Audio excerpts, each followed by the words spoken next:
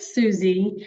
I want to share with you. I want to introduce you to many women that I have basically in my clan, in my group, and we're all. I like anybody who's in my group are basically part of the Crystal Sister fraternity. They're interested in crystals, but I think that sometimes when I want to go beyond the crystals, I love crystals and they're a passion of mine. As people know, I teach crystals, I do crystals, I live crystals, of course, with the bracha from HaKadosh Baruch Hu. But beyond that, I think as most of us, most of my clients, most of my people are women, I wanted to ask you, Suzy, to share with the women some important things about managing finances. Suzy is actually a family financial advisor. And I think as women, we need to be intelligent about our finances. We need to be knowledgeable, and maybe we need some tips. I know myself, I have to be perfectly honest. I manage my finances less. Baruch Hashem, I have a husband and he helps me a lot. But there are things that we still do need to know. And I think it's not good in general in life to be totally reliant on somebody. So in order not to be totally reliant, we need some skills, we need some information, etc. So I asked Suzy Kahati to come and join me today and to share some tips, some information. So Suzy, please introduce yourself and let's get into this financial stuff, okay? First of all, Gail, I want to say thank you so much for inviting me. Finance is a very sensitive subject, and we don't always like to talk about it. So I'm really happy that we're going to be talking about finances in a really relaxed atmosphere. Mm-hmm. I want to tell you about a client that came to me. She is 68 and she's from England, and she wanted to come and retire to Israel with her husband. They came on a pilot tour. Everything seems to be hunky-dory. They went back to London and he said, I'm sorry, we can't afford to make Aliyah. The money's all gone. Which is like, she was absolutely devastated. In order to protect herself, she divorced. She came to live in Israel. But this retirement that she had in her mind that was going to be absolutely beautiful, and it's going to be, she could help her children, her grandchildren.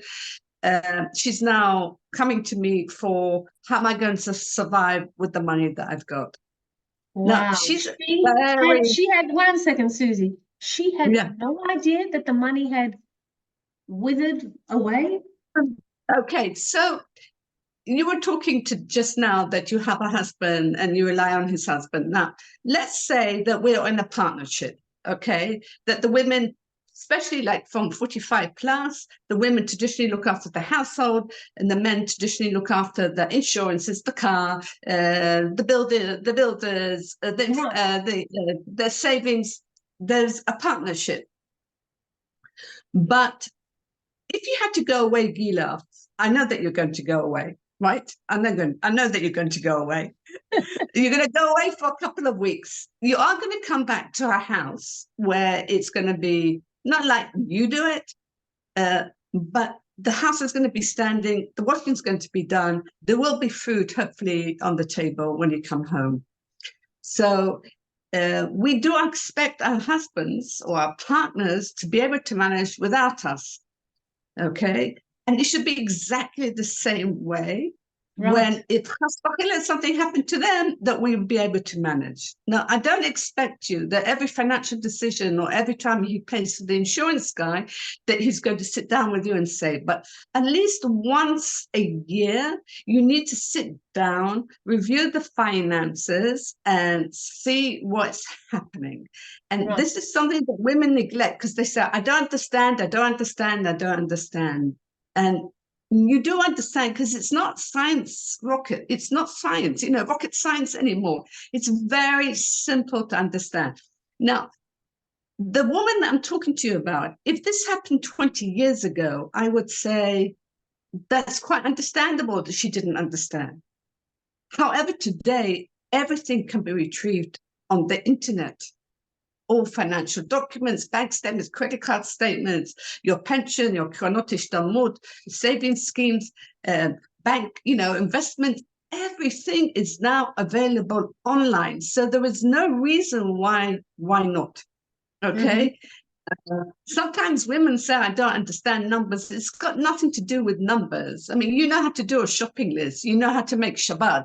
You know how to make a meal for 26 people. For me, that's much harder than understanding finances. It's just looking at a piece of paper. They'll say, this is what you've got in the beginning. This is what you've got in the end. You might not understand what shares have been bought and how risky they are, but that's not what I'm talking about. I'm talking about the bottom line. Okay. I think it's really, really important that once a year you have a financial, I'd like to do it every quarter, but there's no reason why. It's a good idea. I mean, once a year, also, it's not too burdensome. And it's just as a partnership to know what's going on. It just makes good sense if you don't do it more frequently. So even though I said to you, I don't know what's going on, we do have financial chat, so to speak. And I certainly know all my access numbers and whatever it may be. I don't manage it on a day-to-day basis, but I'm going to make sure that I understand and I know who the point people are. I think that's also an important issue. Know who the accountant is, know who the insurance guy is, know who your people are as well. Yes, I do. And I just want to give a couple of tips for this meeting. First of all, you should schedule it in the diary. You know, are you free? What's a Shabbat? Are you free Friday morning? We need a good hour for this meeting. Also, you know, bring pen and paper with you so you can write down the information, and you can write down any questions that you need to, or to-do lists afterwards, because it's really important that you understand everything. Right. Okay, exactly. Who's the lawyer, who's the accountant, who's the insurance agent. Even one of my clients said, I don't even know how to pay an electricity bill. Well, everything can be done online. Okay, it's not so difficult anymore. Corona has definitely made life a lot easier, but everything's accessible online. So don't be embarrassed. Don't be embarrassed about asking silly questions. I also ask silly questions sometimes because I really want to understand what's going on. You know, and sometimes reports can be a bit complicated. So ask the questions, and if your husband or your partner doesn't know the answer, go and make an appointment with the bank manager or with the insurance agent or your pension advisor. You know, you're paying them; they're not paying you. So yes, these are my tips. Another thing I think that everybody should know how to use the internet, banking. What's it called? Internet banking. Banking, you don't need to physically go into the bank anymore. Okay, seriously. And also the call centers of the banks are really, really good. And another thing that nowadays, when you do go into the bank and you meet with a banker, they do charge you for their time. Okay, so really? yes, they do. It's about 13 shekels, but you know, chaval. And your time as well. Silly. My gosh, what we used to think was basic. I mean, I'm really happy. We used to go to the bank. I remember going, to my bank, and my bank is still in Ranana, which is where we made Aliyah to when we came to live in Israel from Australia. Our bank was in Ranana. And that's over 30 years ago, and it's still there. And I don't have a need to bring it to somewhere that's closer to me because we never go there. At one time, it was really important to have a relationship with your bank. Okay, that means you had to know your banker. But now more and more it's all digital. How important is that? I think it's more important you have a good credit rating than you do with a relationship with the bank. But it's always useful every now and then to go in, like every 5 years, to say hello to the I don't know, I can't remember the last time I went into the bank. But if you do have a problem, a serious problem, for example, somebody in the relationship might be made redundant and money's a bit tight, I would highly recommend to go into the bank and say to the bank manager, hey, we're going through a bad time. These are monthly expenses. Everybody should be budgeting, as you know. I'm a great stickler for that. you should go into the bank and say, we might have a problem. This is what we can do about it. So banks like to be updated as opposed to them finding it out by themselves. Okay, so that's really important. Right. Yeah. Yeah, it also shows you're responsible when you alert the bank before there's challenges, you know, and they know it's Yeah, coming, and then it gives it's a good impression. They're more likely to help you out. yeah. But the banks are not always our friends. Okay. Yeah. For example, if you want to take out a loan or save, the bank is a bit antiquated. They're not really updated. There are lots of alternatives to go, especially for savings. The interest rate is absolutely zilch. For bank loans, it's not balanced. I mean, what they give you for your savings and what they ask you for a bank loan it's not balanced. I think that people are not aware nowadays that there are a lot of alternatives in order to take out a loan, especially What here in sort of Israel. what sort of alternatives are you talking about if someone Well, wants first to of take all, out a if loan? you have a Kernish Tamut in Israel, you can take a loan out against your That's like a Kernish Tamut. Karen Hishtalmut is like a superannuation fund, I think. Yeah, you can say it's a 6-year tax-free savings schemes because Okay. annuations, it's very Australian. Okay. Okay. So You I can know. take that. You can take out a loan when your Keren Ishtamut has been there for 3 years. In there for 3 years, you can go to insurance companies. You can also take out what's it called, a loan against your pension, which is also a possibility. Now, there's also out of bank places where they also provide loans here in Israel. We have Ogen that they'll provide to people. For example, if you want to go and study, it's usually interest free. If you want to do fertility treatment or you just want to get by for a while, it really depends. And they also have loans for small businesses, which is great. I mean, you just need to have a look. There's peer-to-peer loans where you have a fixed interest rate.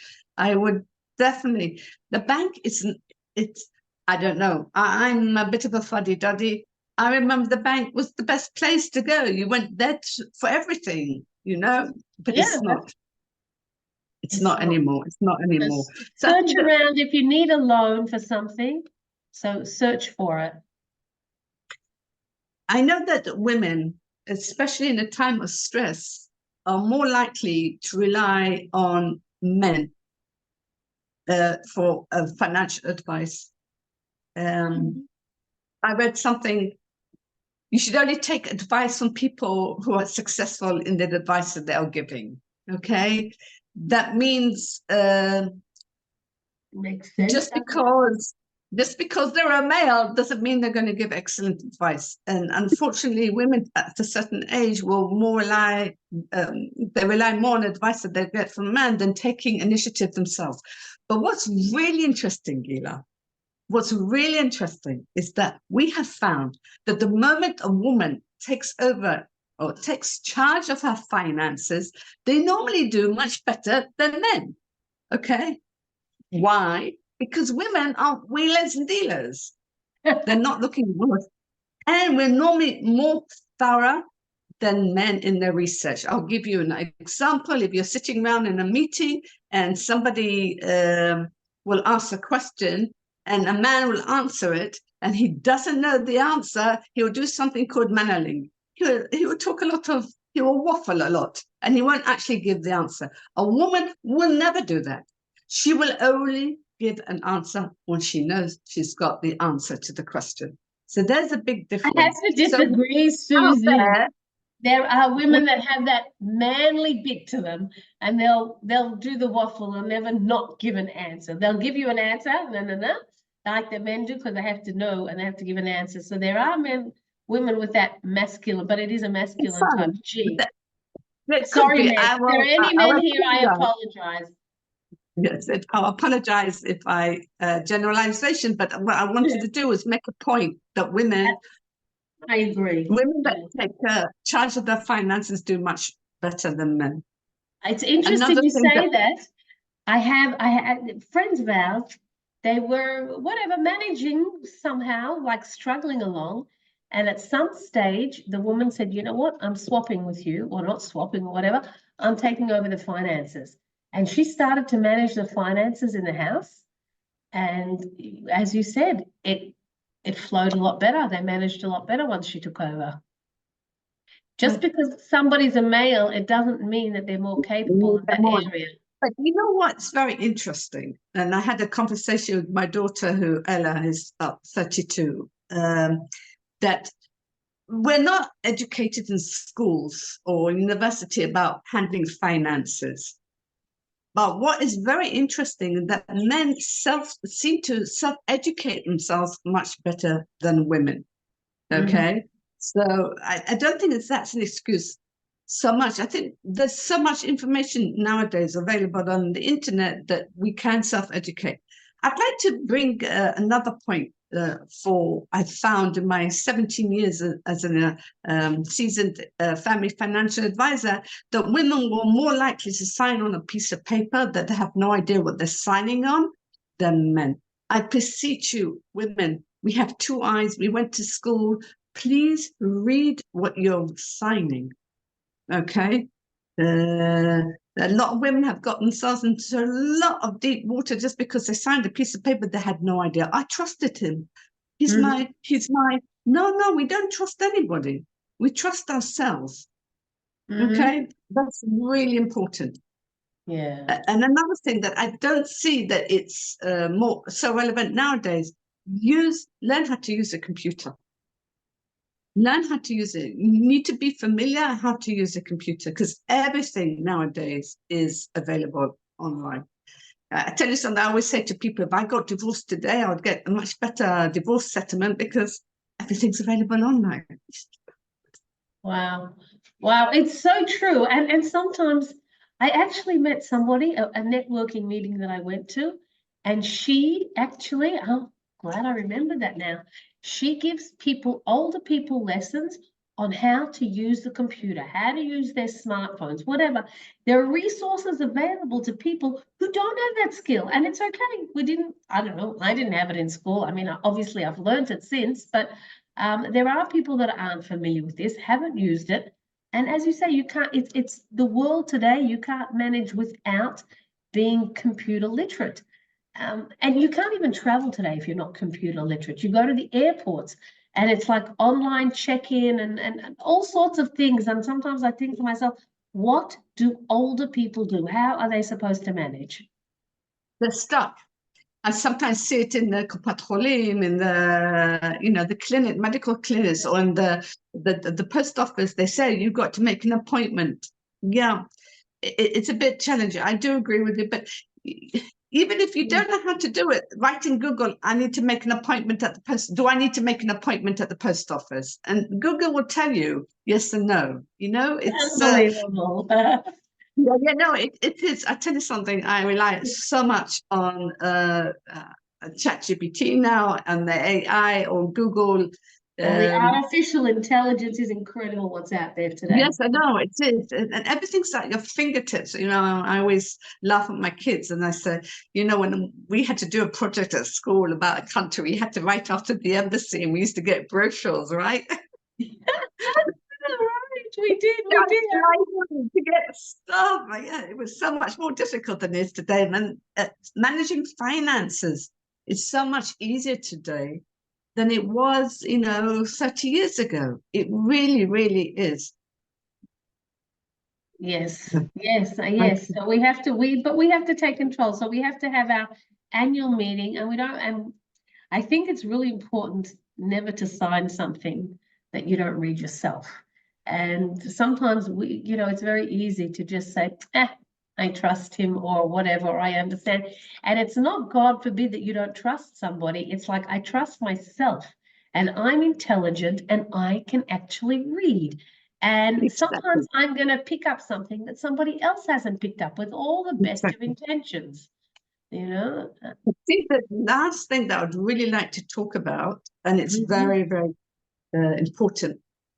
Gila and I met at a networking event, and we just hit it off. And so we now meet on a regular basis. She's my business accountability buddy. girlfriend, I'd like to call it. And the reason why we work so well together is that Gila is so completely different in character and outlook than I am.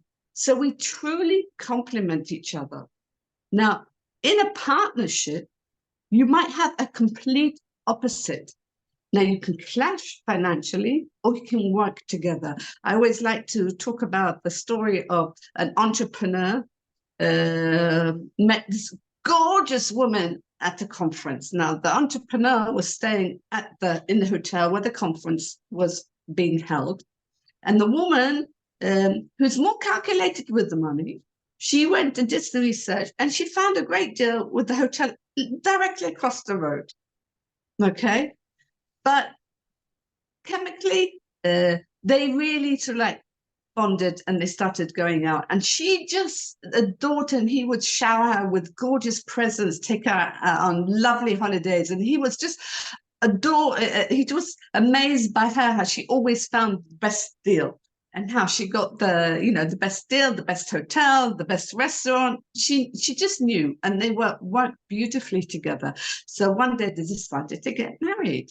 Yeah. So their life was good until one day there was a slump in business and the entrepreneur lost quite a lot of money. And for the wife, she went into stress mode.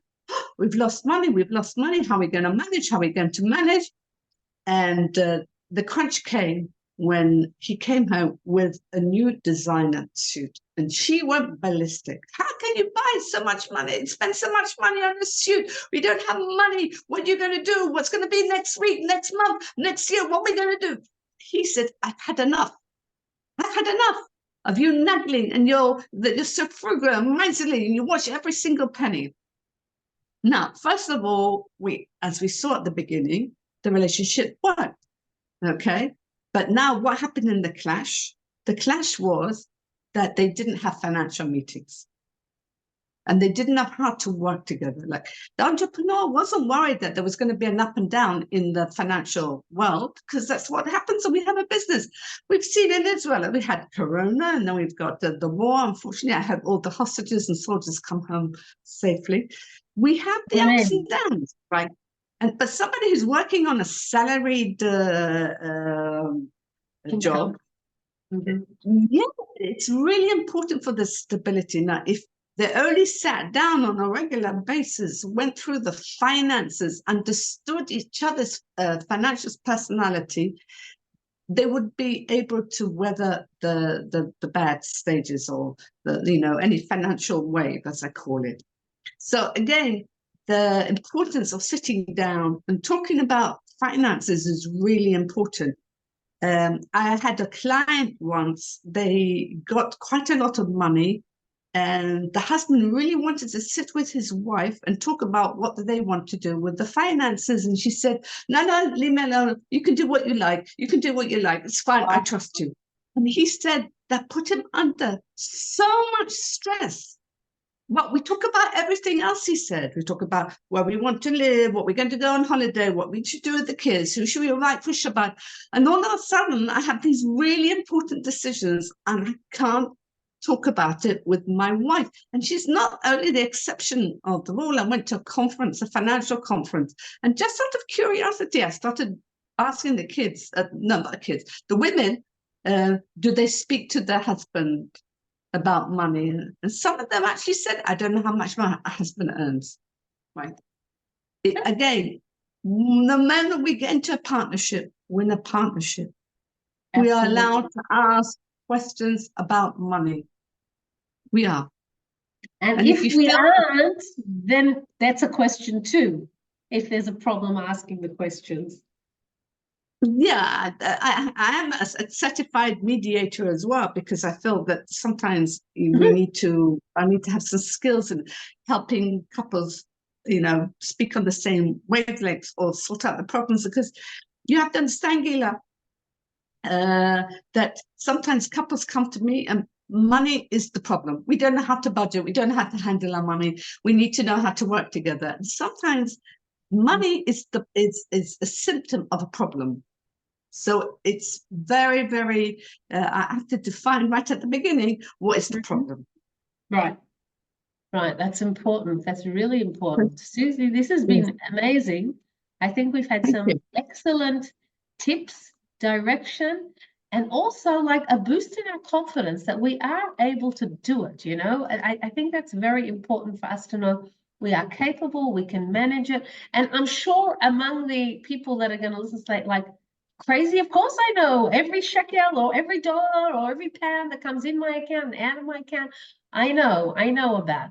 But I think that there are people out there that may not, and this is more geared towards them. I can't not give people some crystal tips though. Okay, I have to add the crystal side to this. Yeah, yeah, 'cause I was thinking the whole day, I was thinking, how can I combine crystal and finance together? And I couldn't come up with a common denominator. So it'll be very interesting what you're going to talk about. But Oh, before you do, I have found that a lot of people have financial leaks. That's before we even started budgeting. Financial leaks in the bank statements and credit card statements. do you want to define more what you mean by financial leaks, Susie? Sometimes it's, for example, hidden fees you didn't know, or unused subscriptions, or you've been charged twice, or you can get stuff for cheaper. It really depends. And this sometimes is costing the client hundreds, if not thousands of shekels a year. So I'm going to be coming out with a webinar on the 11th of September at 8 o'clock in the evening, Israel time, on how to spot and stop the financial leaks, because you'll be surprised how quickly and efficiently you can save money before you start planning your money. So you're most welcome to join me. Oh, wow, that's great. Thank you. Thank you very much. And obviously, The I'm link, going to include a you'll link. send out a link. Yeah. Thank you very Absolutely. much, Sheila. Yeah, absolutely, absolutely. I want to tell you, I want to add one thing. At this time of the year, it's when I get the call, you know, my husband says to me, because he deals with the accountant, but he does say, Gila, I need all your numbers, all your figures. We need them for the accountant, etc. We sort of, we do work together on it. Anyway, so I prepare my figures, which means that I go through all of my monthly expenses, okay, my monthly income, but also my monthly expenses. And I see, you know, sometimes I just go over it more during the year. I write it down, you know, whatever, I have a ledger. And suddenly when I compared all the different months, I saw that there's something that doesn't make sense, like charges that I've been charged from my credit card company. 2 months of the year, I was charged like triple the amount that I was charged for other months. Now, if the income was triple the amount, then that's okay, but it wasn't. And so because I had to spend time and go through, I could do the comparison, and I'm in touch with the credit card company to find out what is going on and why they charge me like that. I'm still waiting for the answer, but I'm happy to let you know. But, you know, I'm in touch with them. There's no way. But if I hadn't done that, so I think we also need to be looking at our figures as well. You know, take the time once a year. Okay, once a year you have your meeting, and once a year go through all of your expenses and see if there's some peak or something that doesn't make sense, because we're intelligent people and we have to pick these things up and we have to see it. Okay, now, of course, Susie, you just have to know that I'm always going to find a crystal connection. I even sit like I go to different shiurim. I go to a midrashah once a week. I sit and I go to shiurim in a midrashah. And as their teacher, as I'm learning different things, like, this is really talking about this particular crystal. It's like all the qualities line up with a particular crystal. And then how do I remember the stuff? Is I write the name of the crystal next to my notes. Anyway, but when we talk about finances, first of all, we have the citrine stone, okay? The citrine is a stone of success. So we all want to succeed and we want to be successful. So I recommend citrine. And I want to tell you that you're going to see the citrine very often. Now that I'm telling you this, you're going to see it very often in shops near the cash register, because people are aware of this. And to make you even more excited about the citrine, here's another one. They come in different colorways. They also make a noise. That's crystals. Okay. The citrine is on the 12 of Nehachoshen. Okay, that the Kohen Gadol, the high priest, wore in the Beit HaMikdash. This was his clothing, and one of them was there were 12 different stones embedded on the Choshen Mishpat, the breastplate worn only by the high priest. And those 12 stones represented each of the 12 tribes. Okay, and the tribe of Dan was represented by the citrine stone. Okay, so it's called Leshem, just FYI. Okay, now, so that's the citrine, but I want to tell you there's another stone, and we called the agate tortella. Okay, you can see all those little nice. stones. Yeah, of course you'd like it, Susie, because it's really a finance stone. See, I immediately commented on that.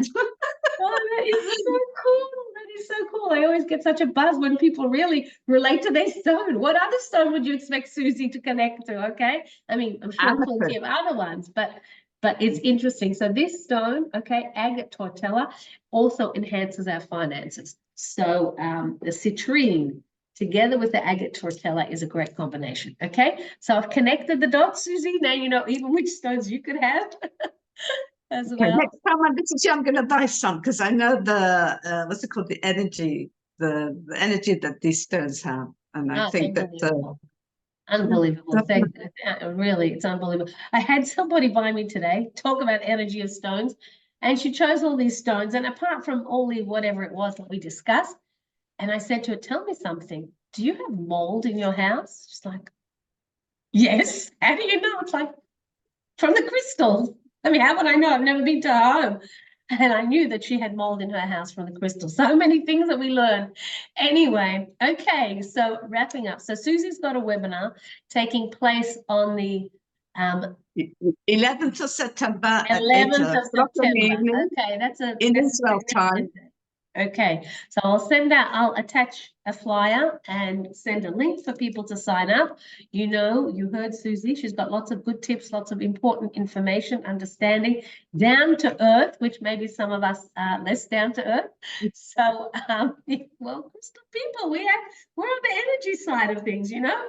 Yes, I'm not what's it called, the financial energy or the spiritual energy, but I also would like to say thank you so much for inviting me. I had a really good time speaking to you.